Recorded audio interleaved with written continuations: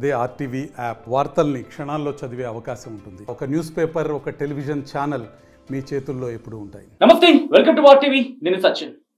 ఆంధ్రప్రదేశ్లో ఎండలు మండిపోతున్నాయి. అవును, సెగలు కక్కుతున్నాయని చెప్పుకోవాలి. దానికి ఏమాత్రం తగ్గదన్నట్టుగా రాజకీయాలు కూడా అటువంటి సెగని కక్కుతున్నాయి. దీంతో పాటు దీనికి తగినట్టుగా అసంతృప్తుల సెగ కూడా తోడవడంతో వాటిని ఎలా తట్టుకోవాలో రాజకీయ పార్టీలకి తలనొప్పిగా మారిందని చెప్పుకోవాలి.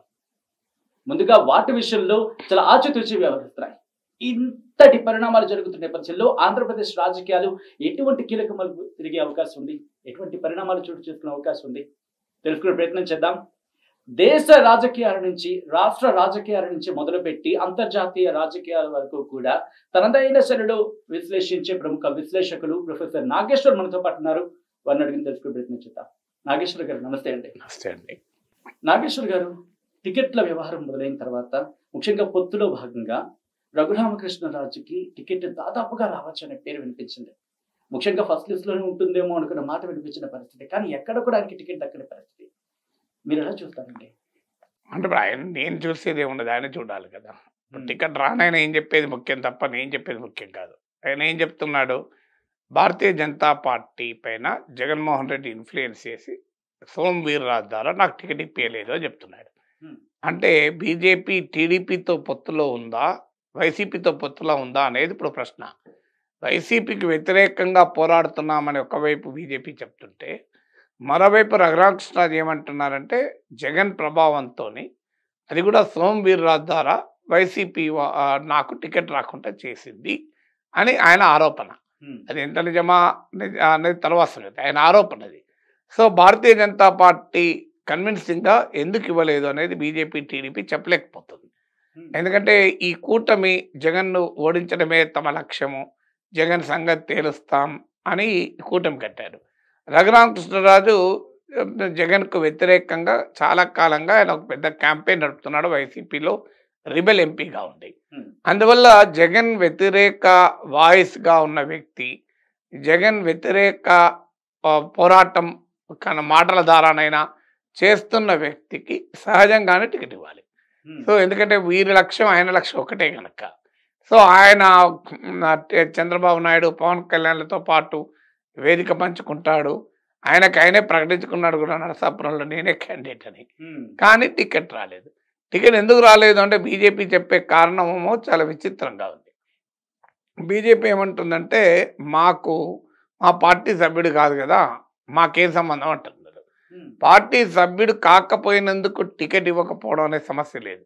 ఎందుకంటే చాలామందిని పార్టీలో చేర్చుకొని సమయానికి చేర్చుకొని టికెట్లు ఇచ్చారు. ఇప్పుడు తెలంగాణలో బీబీ పాటిల్, నగేష్, సీతారాం నాయక్, భరత్, ఇది చాలా పెద్ద లిస్టు. బీజేపీ వాళ్ళ సమయానికి చేర్చుకొని మాధవిలత, సో ఈవెన్ ఆంధ్రప్రదేశ్లో వరప్రసాద్, ఇలా సమయానికి పార్టీలో చేర్చుకొని బోలెడు మందికి టికెట్లు ఇచ్చారు.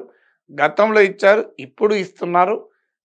అలాంటప్పుడు ఒక్క రఘురామకృష్ణరాజుకు మాత్రమే కండిషన్స్ అప్లై అనేది అంటున్నారు.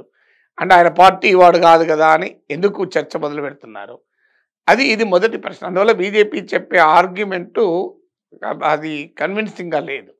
ఎందుకు ఇవ్వలేదు? పోనీ రఘురామకృష్ణరాజు గెలవలేడు, ఆయనకు విన్నబిలిటీ లేదు, అందుకే ఇవ్వలేదు అంటే ఎనీబడి కెన్ యాక్సెప్ట్.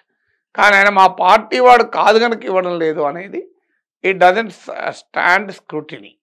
ఇక రెండవ క్వశ్చన్ ఏమొస్తుందంటే, పోనీ బీజేపీ ఇవ్వలేదు, బీజేపీ పైన అంటే జగన్ ప్రభావం ఉంది అనుకుందాం, ఆర్గ్యుమెంట్ సేకైనా అనుకుందాం. అలాంటప్పుడు మరి తెలుగుదేశం ఎందుకు బీజేపీకి ఆ టికెట్ ఇచ్చింది?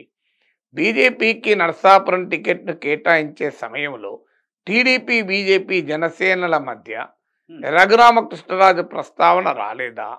చర్చ జరగలేదా? మరి కృష్ణరాజు అనే అతను ఉన్నాడు, అతను కంపల్సరీగా టికెట్ ఇవ్వాలి, మీ పార్టీ తరఫున ఆయనకి ఇస్తానంటే ఈ టికెట్ మీకు, ఈ సీటు మీకు కేటాయిస్తాం, లేదంటే మీరు ఇంకో సీట్ చూసుకోండి, మా టీడీపీ తరఫునైనా రఘురామకృష్ణరాజు పోటీలో ఉంటాడు అని చెప్పచ్చు కదా. ఎందుకు చెప్పలేదు? టీడీపీ అయినా అంటే మరి చంద్రబాబు నాయుడు పైన కూడా జగన్ ప్రభావం ఉందా? అంటే చంద్రబాబు నాయుడు కూడా జగనే శాసిస్తున్నాడా? అంటే ఇప్పుడు టీడీపీ బీజేపీలో ఏ స్థానము ఏ పార్టీకి దక్కాలి, ఏ స్థానంలో ఎవరు పోటీ చేయాలి, అంతా జగన్ మాయేనా? అంటే టీడీపీ, బీజేపీ, జనసేన కూటమికి కూడా జగన్ మాయలోనే ఉండిపోయిందా? ఇలాంటి క్వశ్చన్స్ అనేది సీరియస్గా రైజ్ అవుతున్నాయి. దానికి తోడు రఘురామకృష్ణరాజుకి ఇవ్వకపోవడం పైన బీజేపీ టీడీపీల మధ్యన అనుమానాలు మొదలయ్యాయి. ఇప్పుడు తాజాగా రఘురామకృష్ణరాజు నేను ఇండిపెండెంట్గా ఎలా పోటీ చేస్తాను అంటూ టీడీపీపై కూడా విమర్శలు మొదలుపెట్టాడు. మొదట్లో ఆయన వైసీపీ జగన్ ప్రభావము బీజేపీని ప్రస్తావించారు. ఇప్పుడు తాజాగా ఆయన టీడీపీపై కూడా ఆయన విమర్శలు మొదలుపెట్టారు. సో అందువల్ల రఘురామకృష్ణరాజు ఎపిసోడ్ అనేది అది బాహుబలి సినిమాలో కట్టప్ప బాహుబలిని ఎందుకు చంపాడు అన్నట్లు అయిపోయింది. రఘురామకృష్ణరాజుకి ఎందుకు సీట్ ఇవ్వలేదు అన్నది. ఇప్పుడు కనుక రఘురామకృష్ణరాజు ఒకవేళ ఇండిపెండెంట్ గా బరిలోకి దిగితే కనుక కేవలం నరసాపురం మీద ఇంపాక్ట్ చూపించే అవకాశం ఉంటుందా, లేకపోతే పొత్తులో భాగంగా మొత్తం అంత ఆ రఘురామకృష్ణరాజు కొరకే ఆంధ్రప్రదేశ్ ఓటర్లంతా ఎదురు చూస్తాననుకుంటే అది అమాయకత్వం అవుతుంది. సో రఘురామకృష్ణరాజు నరసాపురంలో కూడా ఎంత ప్రభావం చూపుతాడన్నది చూడాలి. వ్యక్తిగతంగా ఆయనకున్న ఇన్ఫ్లుయెన్స్ ఎంత అనేది అంచనా వేయాలి. సాధారణంగా మన దేశంలో ప్రజలు పార్టీలను చూసి ఓట్లేస్తుంటారు, వ్యక్తులను చూసి కన్నా. కొంతమంది మాత్రమే వ్యక్తులుగా ప్రభావం చూపుతూ ఉంటారు. సో ఇండిపెండెంట్లుగా పోటీ చేసి ప్రభావం చూపే వాళ్ళు చాలా చాలా కొద్ది మంది ఉంటారు. సో అందులో ఆయన పార్టీలో సొంత పార్టీలో రిబెల్గా ఉంటే పార్టీ యంత్రాంగంలో ఒక మేజర్ సెక్షన్ ఆయనతో వస్తే అది వేరే విషయం. ఆయనతో వైసీపీ సెక్షన్ ఏమీ రాలేదు, టీడీపీ బీజేపీ సెక్షన్ ఏమీ లేదు. అందువల్ల నరసాపురంలో ఆయన పోటీ చేస్తాడనేది క్వశ్చన్ మార్కే. పోటీ చేస్తే నరసాపురంలోనే ప్రభావం చూపుతాడనేది అనుమానమే. అలాంటప్పుడు రాష్ట్రం అంతా రఘురామకృష్ణరాజు ఎపిసోడ్ ప్రభావం ఉంటుందంటే అది అమాయకత్వం అవుతుంది. అలాగే అసంతృప్తుల గురించి మాట్లాడుకున్నప్పుడు నాగేశ్వర్ గారు, ఇటు వైసీపీలో అసంతృప్తులు దాదాపు చల్లారిపోయిన పరిస్థితి కనిపిస్తుంది. కానీ పొత్తులో భాగంగా వీళ్ళకి ఇంకా అసంతృప్తుల విషయంలో ఇంకా కంటిన్యూ అవుతున్న పరిస్థితి కనిపిస్తుంది. అంటే ఎవరి వ్యూహాలు ఫలించారు? అంటే జగన్మోహన్ రెడ్డి వ్యూహాత్మకంగా ఏం చేశారంటే చాలా ముందుగా అభ్యర్థుల్ని మీద ఎక్సైజ్ మొదలుపెట్టారు. ఎందుకంటే ఆయన ఒకే పార్టీ గనక, ఆయనే నాయకుడు గనక ఆయన ఇంకే పార్టీతో చర్చించేది లేదు, ఏ నాయకుడిని ఒప్పించేది లేదు. సో అందువల్ల ఆయనకు చాలా సులభంగా ముందే 151 మంది ఎమ్మెల్యేలు ఉన్నారు.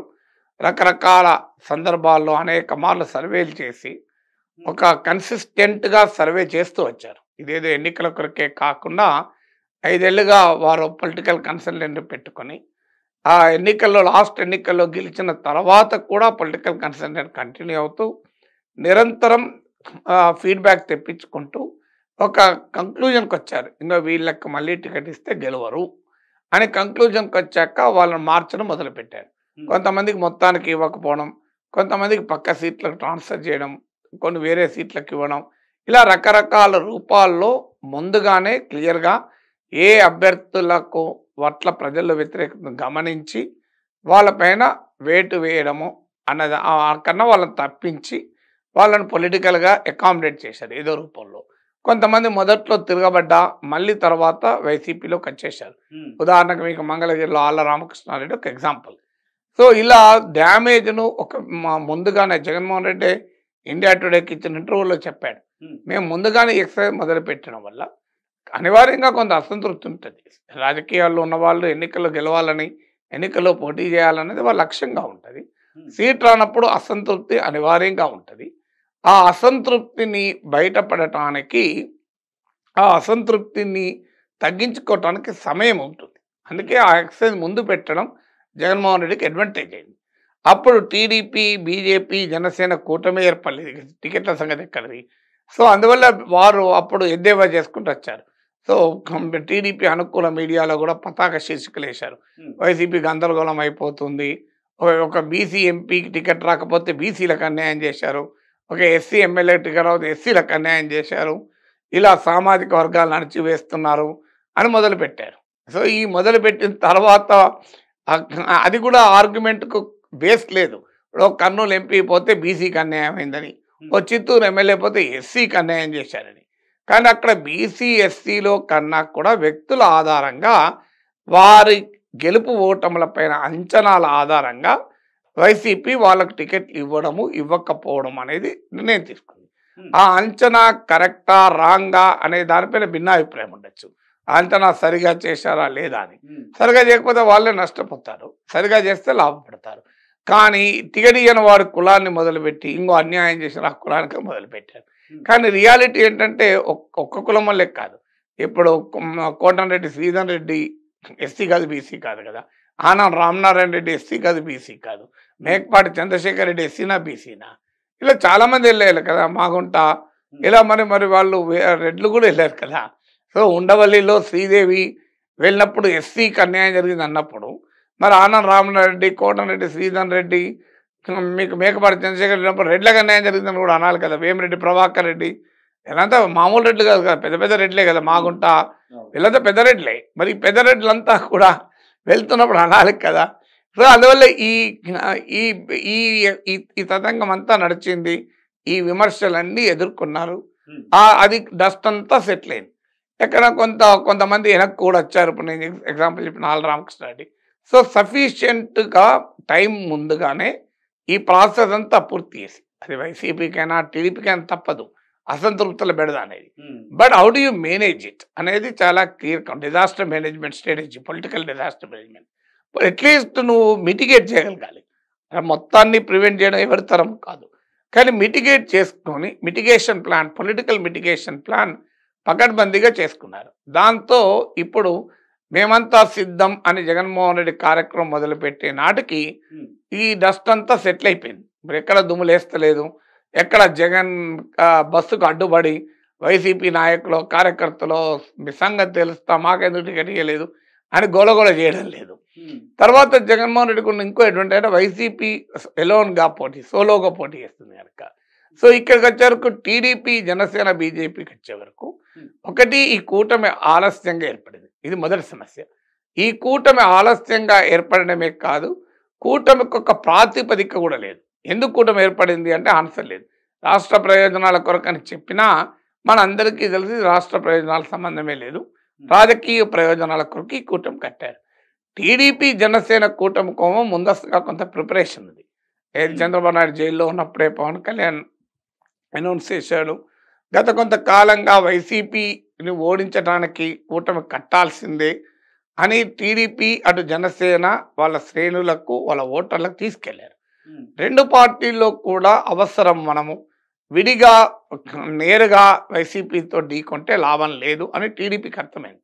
సో లేదంటే ఏ పార్టీ కూడా పొత్తులు పెట్టుకోదు కదా.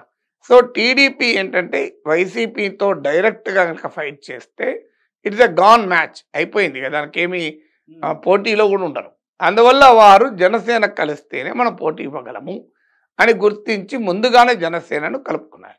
జనసేనకు కూడా గత అసెంబ్లీ ఎన్నికల అనుభవం ఉంది. పవన్ కళ్యాణ్ 2 సీట్లు ఓడిపోయాడు, ఒకే ఎమ్మెల్యే గెలిచాడు. సో ఈసారి అసెంబ్లీలో బలమైన ప్రజెన్స్ లేకపోతే పార్టీ ఉనికి, అస్తిత్వం ప్రమాదంలో పడుతుంది అని పవన్ కళ్యాణ్ కూడా అంచనాకు వచ్చారు. అందువల్ల ఇది ఉనికిని, అస్తిత్వాన్ని అసెంబ్లీలో చూడాలి అంటే బీజేపీతోనే ఉంటే సరిపోదు, టీడీపీతో కలవాల్సిందే అని. సో ఇక్కడ వరకు క్లియర్గా ఉంది. కానీ బీజేపీ విషయంలో ఆ ముందస్తు ప్రిపరేషన్ లేదు, ఒక కామన్ నరేటివ్. ఎందుకు కలిశారని ఈలోగా పరస్పర అపనమ్మకాలు, మోడీ చిలకలూరిపేట సభలో చేసిన ప్రసంగం తీరు నుంచి మొదలుకొని రఘురామకృష్ణరాజు ఎపిసోడ్ వరకు అసలు బీజేపీ, టీడీపీల మధ్య ఒక కెమిస్ట్రీ ఉందా అని అనుమానం కలుగుతుంది. తర్వాత పార్టీల మధ్య అడ్జస్ట్మెంట్. ఇప్పుడు పవన్ కళ్యాణ్ పిఠాపురంలో పోటీ అనుడితోనే టీడీపీ నుంచి వర్మ తిరగబడ్డాడు. మళ్ళీ తర్వాత ఇక్కడికి రాబోతున్నాను నేను.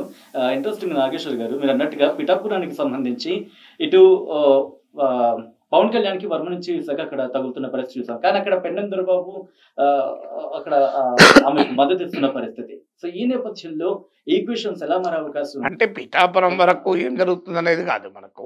అందువల్ల అది మళ్ళీ తర్వాత ఇప్పుడు ఆయన మద్దతు కూడా ప్రకటించాడు వర్మ. కానీ సమస్య అది కాదు. నేను అనేది ఏంటంటే ఈ ప్రాపర్ ఎక్సర్సైజ్ అనేది జరగాలి. అంటే ఆపరేషనల్ యూనిటీ, మిత్రపక్షాల మధ్య ఆపరేషనల్ యూనిటీ రావాలి. ఆ ఆపరేషనల్ యూనిటీ ఇంకా రావడం లేదు. పరస్పర అనుమానాలతో, అపనమ్మకాలతో పార్టీలు కలుస్తున్నాయి. బీజేపీలోనైతే అసలు మా వాళ్ళ వీళ్ళు టీడీపీ వాళ్ళ అనే అనుమానం కూడా కలుగుతుంది. ఎందుకంటే సోమ వీర్రాజు, మీకు విష్ణువర్ధన్ రెడ్డి ఇలాంటి వాళ్ళు, జీవీఎల్ నరసింహారావు టీడీపీ పట్ల క్రిటికల్గా ఉన్నవారు. గతంలో వీరికి టికెట్ రాలేదు. టీడీపీకి అనుకూలంగా ఉన్నారని భావించబడే విష్ణు కుమార్ రాజు, మీకు సుజనా చౌదరి, పురంధేశ్వరి వీళ్ళ టికెట్లు వచ్చాయి. దీనివల్ల ఏమవుతుంది అంటే బీజేపీలోనే అంతర్గతంగా పెద్ద చర్చ నడుస్తుంది.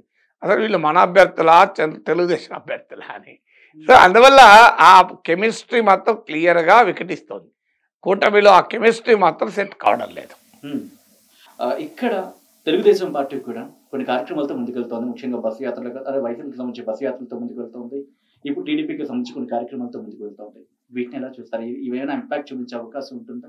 ఇంపాక్ట్ ప్రతి ఈవెంట్ను మనం కొలవలేము ఇంపాక్ట్. కానీ ఓవరాల్గా ఎన్నికల ప్రచారం మనకు అర్థం కావాల్సింది ఏంటంటే, వైసీపీ ఏమో జగన్మోహన్ రెడ్డి ప్రభుత్వము అనుసరించిన పథకాలు వీటిని ప్రధానంగా చేసుకొని నా ప్రభుత్వం ఇంకో ఈ పనులు చేసింది, మీరు ఓటేయండి అని జగన్మోహన్ రెడ్డి తన ఎన్నికల సభల్లో పదే పదే చెప్తున్నాడు. అఫ్ కోర్స్ అదే సమయంలో టీడీపీ పైన జనసేన పైన విమర్శలు చేస్తున్నాడు. సహజంగా ప్రత్యర్థులపైన విమర్శలు లేకుండా ఎవరి ప్రచారం ఉండదు. కానీ ప్రధానమైన ఫోకస్ జగన్దోమో తన ప్రభుత్వము, తన పథకాలు, సంక్షేమము వీటిని పైన కేంద్రీకరిస్తున్నారు. అయితే అభివృద్ధి జరగలేదు అన్న భావన తనకు నష్టం కలిగిస్తుందని గుర్తించి ఈ మధ్యకాలంలో సంక్షేమం అన్న పదం మాత్రమే వాడతలేరు. సంక్షేమంతో ఇంటింటి అభివృద్ధి అన్న పదం వాడుతున్నాడు. సో అందువల్ల ఆ పొలిటికల్ ఆ పర్సెప్షన్ మార్చాలి అనేటువంటి ఒక లక్ష్యంతో టీడీపీ, జనసేన, బీజేపీ కూటమిలో వాళ్ళ ప్రధానంగా చెప్పుకుంటున్నది హామీలు అవి చెప్తున్నా జగన్మోహన్ రెడ్డికి ఎందుకు ఓటు వేయకూడదో చెప్తున్నారు. అదొక్కటే సరిపోదు. ఇప్పుడు ఎప్పుడైనా ప్రతిపక్షంలో ఉన్న వాళ్ళు సహజంగానే అధికారంలో ఉన్న వారిపైనే టార్గెట్ చేసి క్యాంపెయిన్ చేస్తారు. అధికారంలో ఉన్నవారు తమ ప్రభుత్వం గురించి చెప్పుకుంటారు, అందులో తప్పలేదు. కానీ కేవలం జగన్మోహన్ రెడ్డికి ఎందుకు ఓటు వేయకూడదు చెప్తే సరిపోదు. ఇప్పుడు దేశంలో కూడా ప్రతిపక్షాలు చేస్తున్న ఏంటి, మోడీకి ఎందుకు ఓటు వేయకూడదో చెప్తున్నారు, ఇండియా కూటమికి ఎందుకు ఓటు వేయలేదో చెప్పలేకపోతున్నారు, అది కన్విన్స్ చేయలేకపోతున్నారు. మాకెందుకు ఓటు వేయలేదని చెప్పకుండా ఎదురువాడికి ఎందుకు ఓటు వేయలేదు అని చెప్పేది నెగిటివ్ క్యాంపెయినింగ్. ఈ నెగిటివ్ క్యాంపెయినింగ్ అన్ని సందర్భాల్లో సక్సెస్ కాదు. బాగా ప్రజా వ్యతిరేకత ఉన్న సమయంలో ఎవడన్నా కానీ అధికారంలోకి రాని, వీళ్ళు మాత్రం రాకూడదు అని 1977లో ఎమర్జెన్సీ టైంలో అభిప్రాయం ఉండేది.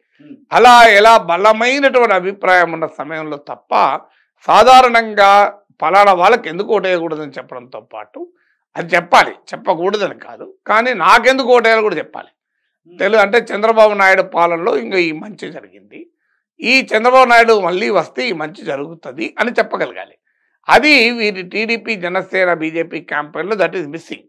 మీరు చిలకలూరుపేటలో మోడీ ఉపన్యాసం మొత్తం తీసుకోండి, చంద్రబాబు నాయుడు, పవన్ కళ్యాణ్ చాలా కాలంగా మీ హక్కుల కొరకు పోరాడుతున్నాడు అన్న ఒక్క పదం మినహా ఎక్కడా మోడీ చంద్రబాబు నాయుడు పాలన గురించి కానీ, ఆయన పాలనా దక్షత గురించి కానీ, చంద్రబాబు నాయుడు ప్రభుత్వంలో ప్రజలకు జరిగిన మేలు గురించి కానీ ఒక్క మాట చెప్పలే. ఎందుకు చెప్పలేకపోతున్నాడంటే 2019 ఎన్నికల్లో మోడీనే తిట్టాడు, చంద్రబాబు పోలవరంని ఏటీఎంగా మార్చుకున్నాడని. సో అప్పుడు పోలవరం ఏటీఎంగా మార్చుకున్నాడన్న మోడీ ఇప్పుడు పోలవరం ప్రాజెక్టును 70% పూర్తి చేసిన మహనీయుడు చంద్రబాబు అని అనలేడు కదా. సో అందువల్ల మోడీ కొమ్మ ఆ ప్రాబ్లం ఉంది. టీడీపీ అయినా చెప్పుకోవాలి, మీకు ఆ పని చేయడం లేదు. ఇప్పుడు మీరు ఈవెన్ అమరావతి చుట్టూ కూడా క్యాంపెయిన్ లేదు, మీరు గమనిస్తే. ఎందుకు లేదంటే మరి అమరావతి వల్ల ఓట్లు రావనుకుంటున్నారు నాకు తెలియదు, కానీ అంతకుముందు రాజధాని విషయంలో ఎంత చేశారు, ఇప్పుడు చేయడం లేదు. అందువల్ల యాంటీ జగన్ క్యాంపెయిన్ మాత్రమే చేస్తున్నారు. యాంటీ జగన్ క్యాంపెయిన్ అన్ని సందర్భాల్లో రిజల్ట్ ఇవ్వదు. నేను ఇంతకుముందు చెప్పినట్లు ఇప్పుడు యాంటీ మోడీ క్యాంపెయిన్ ఇప్పుడు 2014లో వేశారు, 19లో వేశారు, రిజల్ట్ లేదు అపోజిషన్కు. అందువల్ల నెగిటివ్ క్యాంపెయిన్ ఒకటే సరిపోదు, పాజిటివ్ క్యాంపెయిన్ చేయగలగాలి. అంటే చంద్రబాబు నాయుడు ప్రభుత్వంలో వస్తే గతంలో ఇది చేశారు, ఇప్పుడు ఏం చేస్తామని. దీన్ని ఆసరాగా తీసుకొని జగన్ చంద్రబాబు నాయుడు ప్రభుత్వం గురించి ఆయన చెప్తున్నాడు. చంద్రబాబు అధికారంలోకి వస్తే చంద్రబాబు పేరు చెప్తేనే వ్యవసాయం దండగా రైతులు గుర్తొస్తుంది, చంద్రబాబు నాయుడు పేరు చెప్తేనే బషీర్బాగ్లో కాల్పులు గుర్తొస్తాయని ఆయన అటాక్ చేస్తున్నాడు. అంటే చంద్రబాబు పాలన గురించి జగన్ ప్రస్తావిస్తున్నాడు, కానీ చంద్రబాబు ప్రస్తావించడం లేదు. నా 5 ఏళ్ల పాలనలో ఇంకో ఇది జరిగింది, అందువల్ల మాకు ఇవ్వండి అని. ఇప్పుడు మేము అప్పుడు జన్మభూమి కమిటీలు పెట్టి సంక్షేమ పథకాలని బ్రహ్మాండంగా జనం దగ్గర తీసుకెళ్ళాం, అందువల్ల మళ్ళీ అధికారంలోకి వస్తే జన్మభూమి కమిటీలు పెడతామని చెప్పాలి కదా, చెప్పలేకపోతున్నారు. విచిత్రం ఏంటంటే వాలంటీర్ వ్యవస్థను బలోపేతం చేస్తామంటున్నారు. ఆ వాలంటీర్ వ్యవస్థ పెట్టింది ఎవరు? జగన్మోహన్ రెడ్డి కదా. జగన్మోహన్ రెడ్డి పెట్టిన వాలంటీర్ వ్యవస్థను మేము బలోపేతం చేస్తామని టీడీపీ, జనసేన క్యాంపెయిన్ చేస్తుంది, కానీ చంద్రబాబు నాయుడు పెట్టిన జన్మభూమి కమిటీలు బలోపేతం చేస్తాం అంటలేరు. సో విచిత్రంగా ఉంది ఇది. సో జగన్మోహన్ రెడ్డి పెట్టిన వాలంటీర్లను కంటిన్యూ చేస్తామన్నాడు ఏంటి, చంద్రబాబు నాయుడు పెట్టిన జన్మభూమి కమిటీలను మళ్ళీ పెడతామని ఎందుకంటలేరు? అందువల్ల ఆ పాయింట్ చెప్పుకోలేకపోతున్నారు. సో అది మీకు జగన్మోహన్ రెడ్డికి అడ్వాంటేజ్ అవుతుంది. మొదట్లో వాలంటీర్ల పైన ఇష్టం వచ్చినట్టు వ్యాఖ్యానించారు. ఇప్పుడు ఏమంటారు, వాలంటీర్ల పైన మా వ్యతిరేకం కాదు, మేము అధికారంలోకి వస్తే ఇంకా వాలంటీర్ల ట్రైనింగ్ ఇస్తాం, జీతాలు పెంచుతాం అంటున్నారు. సంక్షేమ పథకాల విషయంలో కూడా జగన్ను టీడీపీ మొదటి నుంచి టార్గెట్ చేస్తూ వచ్చింది. ఇప్పుడు అంతకన్నా ఎక్కువ పథకాలు అమలు చేస్తూ అంటున్నారు. అంటే మరి అనే ప్రశ్న ఆటోమేటిక్గా, అంటే జగన్ అమలు చేస్తే, పథకాలు అమలు చేస్తే శ్రీలంక అయితే ఆంధ్రప్రదేశ్, చంద్రబాబు నాయుడు పథకాలు అమలు చేస్తే అమెరికా ఎట్లా అవుతుందని అక్కడ ఒక మాట చెప్తున్నారు, సంపద సృష్టిస్తామని.